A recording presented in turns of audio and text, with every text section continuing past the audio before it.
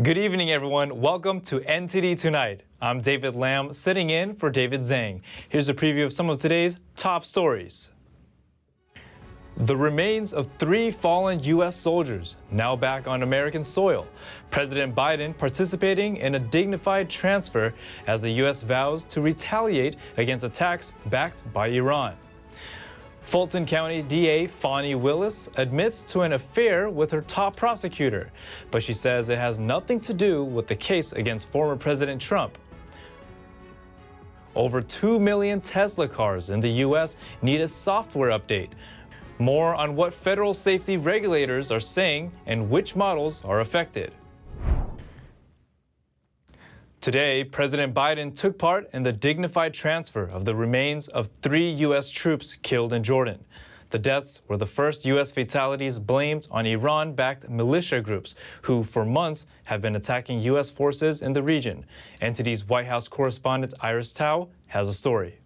So the U.S. Central Command has confirmed that around 4 p.m. Eastern Time this afternoon, U.S. forces carried out airstrikes against some 85 targets in both Iraq and Syria. And these targets include storage facilities for rockets and missiles, as well as intel and command centers, all used by Iran's Islamic Revolutionary Guards Corps and its affiliated militant groups. And the day strikes were in retaliation to a Sunday drone attack in Jordan that killed at least 3 American service members and injured at least 40. And President Biden, in a statement today, said, "Our response began today. It will continue at times and places of our choosing. The United States does not seek conflict in the Middle East or anywhere else in the world, but let all those who might seek to do us harm know this. If you harm an American, we will respond." And Defense Secretary Lloyd Austin saying this yesterday. This is a dangerous moment in the Middle East. We will continue to work to avoid a wider conflict in the region. And also today, President Biden joined grieving families as they watched the return of the remains of fallen U.S. soldiers to American soil. The ceremony lasted for about 15 minutes, all in silence, but spoke volumes about the sacrifices these American soldiers made. The fallen troops include Sergeant William Rivers, 46, who joined the Army Reserve in 2011, and also Specialist Kennedy Sanders, 24, who worked at a pharmacy and coached in children's soccer and basketball, as well as Specialist Brianna Muffet, who worked at a home care provider to cook and clean for people with disabilities. And here are the parents of Brianna Muffet and Kennedy Sanders remembering their children. Watch. She was always there for everybody. Yes, she was. She loved her friends. She loved her family. Even though her time was short on earth, she lived her life to the fullest and she enjoyed her life. President Biden called each of the families earlier this week and also asked them about him attending the ceremony today. And we know that the last time President Biden participated in a dignified transfer was back in 2021 when 13 American service members were killed in the Afghanistan withdrawal. Meanwhile, today's airstrikes mark a significant escalation in the tensions in the Middle East, but it is notable that all these targets struck today were outside of Iran. Back to you. Now let's take a look at other top headlines. Fulton County DA Fani Willis admits she had a romantic relationship with Special Prosecutor Nathan Wade, whom she hired to work the case against former President Trump. But she denies any conflict of interest that would justify removing her or her office from prosecuting Trump and 14 others. Wade also admitted having developed a relationship with Willis after the time when he was hired by Willis, he said in his affidavit. According to court documents, Michael Roman, one of the co-defendants in the Georgia election interference case, alleged that Wade, who has no racketeer influence and Corrupt Organizations Act and felony prosecution experience, billed taxpayers $605,000 at a rate of $250 an hour since his hiring. Roman further alleged that Willis personally and financially benefited from her lover's padded taxpayer-funded salary by taking lavish vacations together to Napa Valley, Florida, and the Caribbean together on his dime. In a court filing Friday, Willis told the Superior Court that while the allegations against her are salacious, they have no merit. She went on to say that Special Prosecutor Wade's personal family life is completely irrelevant to the case. Meanwhile, Willis has been subpoenaed by House Judiciary Committee Chairman Jim Jordan to produce documents related to the use and spending of federal funds. The trial date for the Georgia case against the former president has not yet been set, and currently it's unclear whether Willis and her team, including the special prosecutor, will be recused or removed from the case. Presidential candidate Nikki Haley's handling of China. Fellow South Carolina Republicans are now criticizing the former governor for her stance on the communist country. ABC 15 was at a Thursday press conference where Congressman Russell Fry spoke on the issue. Nikki Haley thinks that China is a great friend and gave them land in South Carolina, almost 200 acres. Donald Trump took on the Chinese since day one, and he was the first person to call out China for what they are. Fry was joined by Congresswoman Nancy Mace and 2 state lawmakers, all speaking in support of Trump. Mace accused the former governor of rolling out the red carpet for communist China, referring to Haley's efforts to attract Chinese businesses to South Carolina. Haley, meanwhile, told Fox News that she doesn't have to win her home state to keep her campaign going. Success means being competitive, closing the gap, making sure that we continue to go forward as we go into Super Tuesday. It's just about keeping that momentum going. You know, we got 20% in Iowa, we got 43% in New Hampshire. Let's bring it a little bit closer so that we can get closer into him and make it more competitive going into Super Tuesday. That's what we want to do. South Carolina's Republican primaries will be held in about 3 weeks. And Super Tuesday, the day that the most states hold their primaries, is just 10 days after that. A U.S. appeals court has blocked Florida from enforcing a ban on Chinese citizens owning homes or land in the state. The court said that Florida's ban violates a federal law governing real estate purchases by foreign nationals. Lawmakers in several Republican-led states, including Texas, Louisiana, and Alabama, are considering similar restrictions on Chinese citizens owning property. China's foreign ministry said last year that such laws violate the rules of market economy and international trade rules. Florida's law prohibits individuals who are domiciled in China and are not U.S. citizens or green card holders from purchasing buildings or land in the state. It also bars most citizens of Cuba, Venezuela, Syria, Iran, Russia, and North Korea from owning property near military installations and infrastructure such as power plants and airports. Republican Governor Ron DeSantis said when he signed the law last May that it would help protect Americans from the influence of the Chinese Communist Party. Southwest is the latest commercial flight to carry opioid overdose medication. This comes after a push from lawmakers last year who say having them in flight could save lives.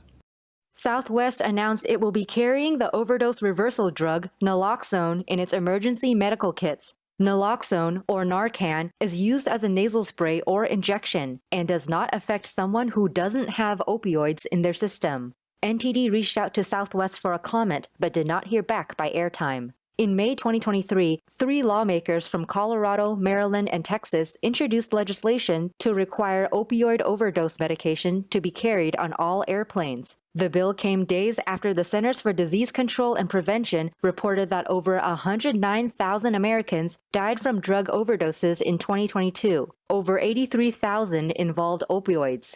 In a statement on February 1st, Colorado Representative Brittany Pedersen said, "One thing we can do to save lives during this opioid crisis is ensure that naloxone or similar overdose reversal drugs are available in as many places as possible, which should include commercial aircraft." United, Alaska, Delta, American, and others also carry opioid overdose medication on board.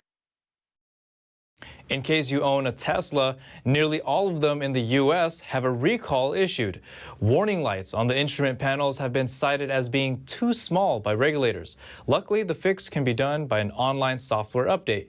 NTD's Jason Blair has the details. Nearly 2.2 million Tesla vehicles will need a software update to fix the size of some instrument panel warning lights. This accounts for nearly all Teslas in the U.S., so if you own one made from 2012 to 2024, there's a good chance you'll be notified about it. The National Highway Traffic Safety Administration, or NHTS, says they found the problem on January 8th. Owners will be notified by a letter starting March 8th.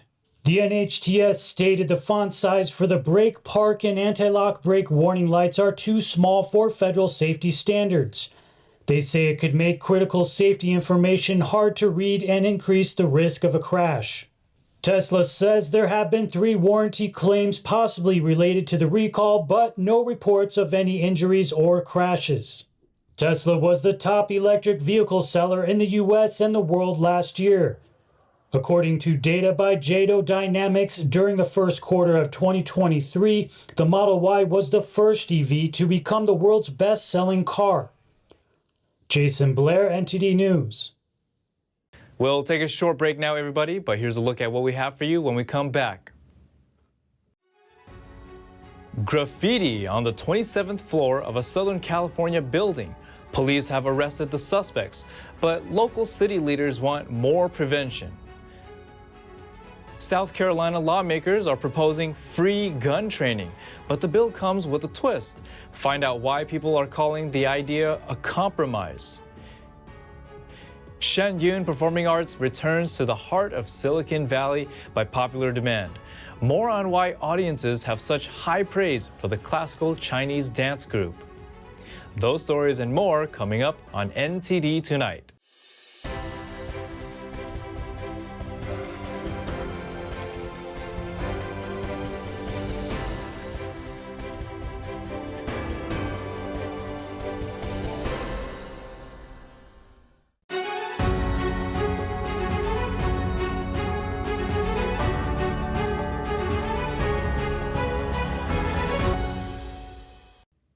Welcome back to NTD Tonight. I'm your host, David Lamb.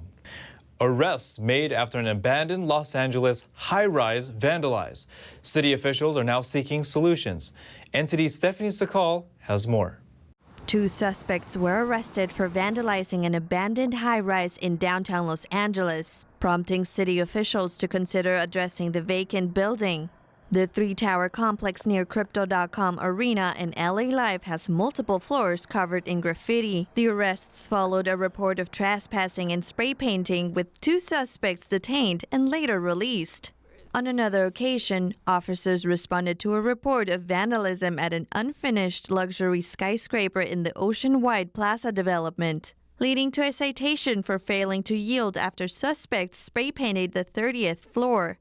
Advocates emphasize the safety risk and eyesore caused by the graffiti. Construction on the building stopped in 2020 due to a lack of funds. Councilman Kevin De Leon plans to propose action during a city council meeting to address the defaced skyscraper, which has been on the market for over a year. Stephanie Sikal, NTD News. South Carolina's Senate approved a bill granting free gun training and enabling legal gun owners to carry weapons publicly. NTD's Christina Corona has more on the story. After 2 weeks of debate, the bill H3594 became a compromise, easing concerns from Republicans and addressing worries from law enforcement leaders about open carrying without the required concealed weapons permit. The bill was approved in a 28-15 vote Thursday, with 1 opposing Republican and 1 supporting Democratic senator. After the vote, Senator Shane Martin, who's been leading the effort in the Senate for 12 years, said that law-abiding citizen is now able to exercise their constitutional rights under the law without having to go to the government for permission. Senate Majority Leader Shane Massey is using a combination of incentives and penalties to encourage compliance with the new regulations. Massey's approach makes the required 8-hour concealed weapons permit, or CWP, training classes free. The state law enforcement division has to offer the course at least twice a month in every county, increasing frequency based on demand. It also reduced the age requirement for a CWP to 18, previously 21. However, some members oppose the age reduction. If this bill passes, guns in the hands of 18-year-olds, where is the responsibility? How is this not reckless? If we are putting guns in the hands of 18-year-olds in South Carolina with no license required, no training required, how will they know how to handle that gun responsibly? Gun owners lacking a CWP who commit a gun-related crime would face a harsher penalty compared to permit holders. There are millions of gun owners in the United States right now, and none of them are going out and committing crimes. None of them are doing anything illegal. They are lawful citizens that have the right to bear arms. The proposal now returns to the House to see if they will agree to the Senate's changes. Christina Corona, NTD News. Shen Yun Performing Arts returns to the heart of Silicon Valley for one more sold-out performance by popular demand. A councilman says everyone should see it at least once in their lifetime. NTD's David Zhang was there to capture the audience's reactions at the San Jose Center for the Performing Arts. I'm delighted. I think it is an example of such wonderful training, such beauty, and of course tradition and history in the legends of China, which are very interesting to me. But the culture, which most Americans don't get to see, I've heard about all my life, and I'm glad to be exposed to it more now. This is tremendous. This is leading the way in just helping people to understand traditional Chinese culture, the way it used to look like. I think it's a great use of technology to smoothly transition from a movie scene onto a live stage.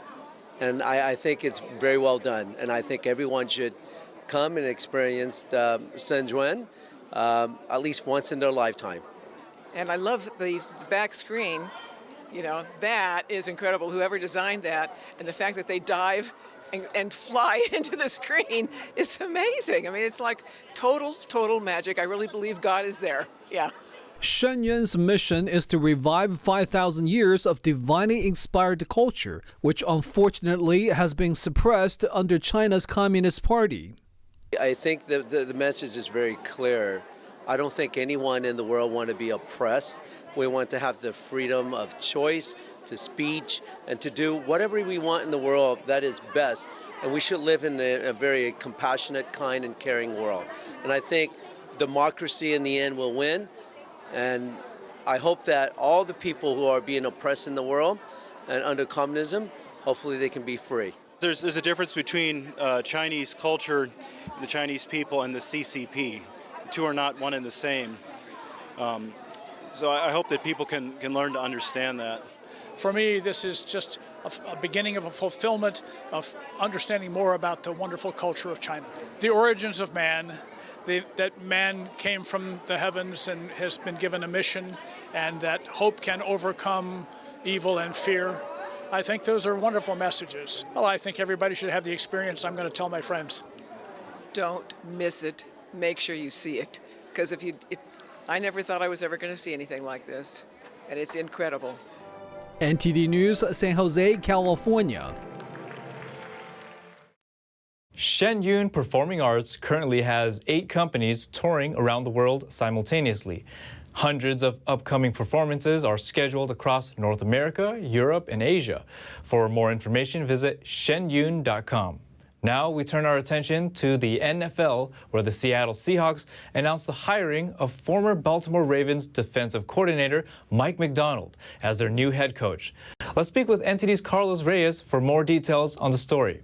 Carlos, what can you tell us about this decision? Well, David, it's a seismic shift for the Seahawks. Mike Macdonald, at just 36 years old, is now the NFL's youngest head coach. But he's not just a fresh face, and I want to make that clear. His impressive defensive track record as the Baltimore Ravens defensive coordinator, leading them to the top in points allowed, sacks, and takeaways in 2023, made this an easy hire for Seattle. Other than his coaching skills, what personal qualities or philosophies is Macdonald bringing to the table? In my opinion, there's no doubt that Macdonald's commitment and passion for the game have left a lasting impression so far. Ravens linebacker Patrick Queen, a Pro Bowler may I add, didn't hold back in a recent interview, calling him the best candidate out there. When it comes to Macdonald, it's not just about X's and O's, people. His all-around approach, caring deeply about players in the organization, is a trait that resonates well. And of course, the age difference is quite notable. The Seahawks are transitioning from Pete Carroll, the NFL's oldest head coach, to the youngest, Macdonald. How do you think this shift will impact the team? Well, David, you brought that up, and it's honestly, it sticks out. But in my opinion, it's more than just the shift in age. It's a generational transition. Macdonald's youthful energy and innovative defensive strategies bring a fresh perspective. The Seahawks are betting on his vibrancy and determination to guide the team into a new era, aiming to bring back a championship back to Seattle. It's not just about Macdonald, though. The coaching staff is crucial. So what's the first order of business for the new head coach? Absolutely, David. You talked about it. And assembling a top-notch coaching staff is pivotal for any team, in my opinion. With some of Carroll's assistants already moving on, Macdonald has a substantial task ahead. The success of the Seahawks will heavily rely on the team that he puts together, a team that can execute his vision on both sides of the ball. And let's not forget the quarterback situation. Geno Smith's future with the Seahawks is uncertain. What's the team's dilemma here? Absolutely, David. I was hoping you'd talk about it sooner or later. The quarterback position is always a focal point. The Seahawks face the decision of whether or not to commit to Geno Smith's $12.7 million base salary for the next season by February 16th, and that deadline is coming fast. It adds another layer of complexity for Macdonald as he begins to shape the team according to his vision and needs to make critical decisions on the roster moving forward. Well, exciting times for the Seahawks fans. Carlos, thank you for breaking down this important development in the NFL for us. No problem, David. It's always my pleasure. Stay tuned for China in Focus with Tiffany Meyer coming up next. In China news, cancer risks hidden in counterfeit Dior and Chanel products from China shipped to South Korea. Carcinogenic heavy metals in these goods have been hitting over 900 times the safety limit. More details coming tonight at 9:30 on NTD's China in Focus with Tiffany Meyer. That's all we've got for you tonight. We'd like you to join us again on NTD Tonight every weekday at 9 p.m. I'm David Lamb, sitting in for David Zhang. Have a wonderful weekend.